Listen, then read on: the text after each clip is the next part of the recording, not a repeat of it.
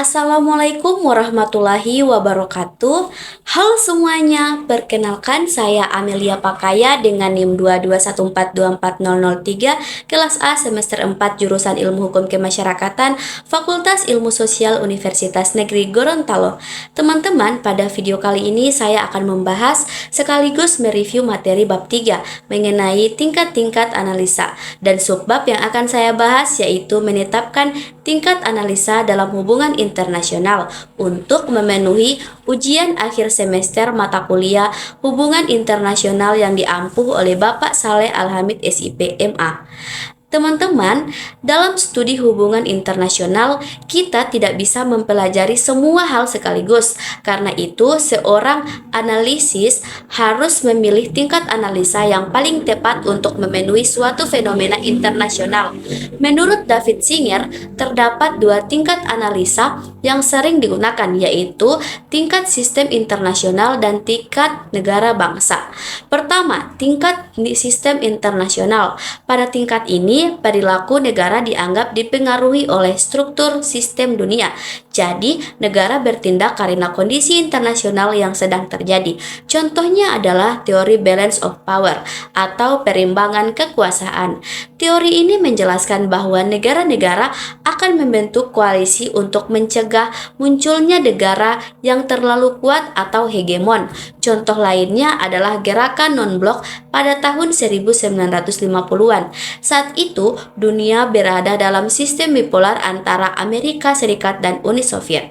Karena adanya persaingan dua blok besar tersebut, negara-negara non-blok menjadi lebih berpengaruh dalam politik internasional.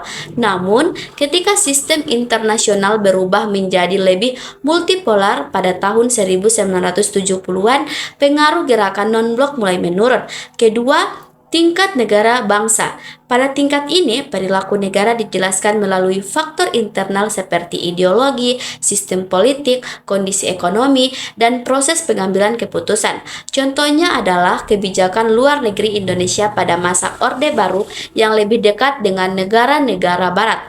Hal ini dijelaskan sebagai upaya Indonesia menyesuaikan diri dengan sistem kapitalisme internasional sekaligus memenuhi kebutuhan pembangunan ekonomi dalam negeri. Selain itu, dalam ini juga menjelaskan invasi Cina ke Vietnam tahun 1979. Dari perspektif negara bangsa, invasi tersebut dipengaruhi kepentingan internal Cina. Sedangkan dari perspektif sistem internasional, peristiwa itu dipahami sebagai bagian dari persaingan kekuatan antara Cina dan Uni Soviet. Menurut saya, materi ini penting karena menunjukkan bahwa hubungan internasional tidak bisa dipahami hanya dari satu sudut pandang saja. Setiap tingkat analisa membantu kita melihat faktor yang berbeda dalam suatu peristiwa internasional. Saya juga melihat bahwa pendekatan ini membuat analisis hubungan internasional menjadi lebih kritis dan mendalam. Karena itu, kita harus mempertimbangkan faktor global, domestik, bahkan individu pembuat kebijakan. Jadi kesimpulannya, tingkat analisa sangat penting dalam studi hubungan internasional karena mempengaruhi cara kita memahami dan menjelaskan perilaku negara di dunia internasional. Sekian pembahasan dan review dari saya. Lebih dan kurangnya saya mohon maaf. Terima kasih. Wassalamualaikum warahmatullahi wabarakatuh.